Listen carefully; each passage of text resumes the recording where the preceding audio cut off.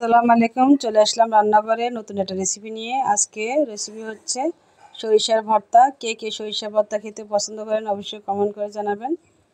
সরিষা ভর্তা বানানোর জন্য প্রথমে আমি কিছু সরষে নিয়েছি। সরষেগুলো আমি আগে থেকে ধুয়ে শুকিয়ে রেখেছি। এখন আমি পেঁয়াজ কুচি, কাঁচামরিচ কুচি, পেঁয়াজ কুচি, রসুন কুচি এগুলো টেলে নিয়েছি। কাঁচামরিচগুলো টেলে নিয়েছি। ধনিয়া পাতা নিয়েছি এখানে।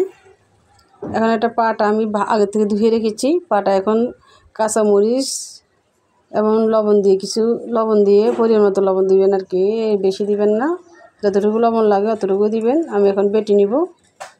লবণ দিয়ে ভালোভাবে বেটে নিতে হবে মরিচগুলো। লবণ দিলে মরিচ তাড়াতাড়ি বাটা হয়ে যায়, তাই জন্য লবণটা দিয়েছি। ঝাল আপনারা যেভাবে পছন্দ করেন সেভাবে দিবেন। ঝাল বেশি খেলে অবশ্যই মরিচ বেশি করে দিতে হবে।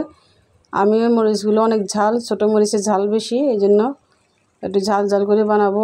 আজকে তো অনেক বৃষ্টি হচ্ছে সকাল থেকে। বৃষ্টির দিনে খিচুড়ি দিয়ে সরিষা ভর্তা খেতে অনেক মজা।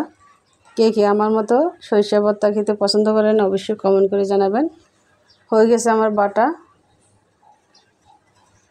ধনিয়া পাতা, মরিচ এবং কাঁচামরিচ, ধনিয়া পাতা, রসুন কুচি আমি বেটে নিয়েছি। এখন আমি সরিষাগুলো বেটে নিব। সরিষা এখানে দু রকমের আছে, কালো সরিষা এবং হলুদ সরিষা। দুটি আমি মিক্স করে বানাবো। এখন পরিমাণ মতো পানি দিয়ে দিব। পানি না দিলে সরিষাগুলো বাটা যাবে না। খুব মিহি করে বাটতে হবে। সরিষা একটু দানাদার থাকে, দানাদার ভাব সরানোর জন্য ভালোভাবে বেটে নিতে হবে।